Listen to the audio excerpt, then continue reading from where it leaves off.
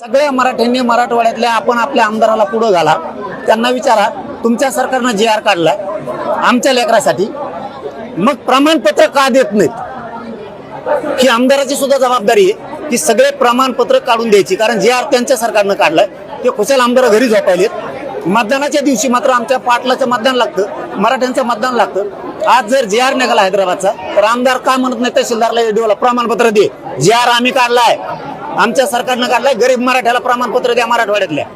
आणि हे आमदारांनी म्हणावं, माझ्या हात जोडून विनंती आहे मराठवाड्यातल्या सगळ्या आमदारांना की तुम्ही तहसीलदारला OEDना फोन करून विचारा, JR काढलाय तुम्ही JR प्रमाणे कुणबी प्रमाणपत्र वाटप करा तहसीलदारला आणि EDO ऑफिसला जाऊन बसा आमदारांनी। जर नाही बसले ते आमदारांनी तर सगळ्या मराठा समाजाने ज्या ज्या तालुक्यातल्या आपण आपल्या आमदाराला बोला, साहेब आमच्या लेकराला आरक्षण मिळण्यासाठी JR तुम्ही काढला, द्यायचं तेवढं सांगा प्रमाणपत्र, हे सुद्धा सुरू करणं गरजेचं आहे। जे आमदार मराठवाड्यातला पुढे येणार नाही त्याला आम्ही 2029ला पाडल्याशिवाय सोडणार नाही।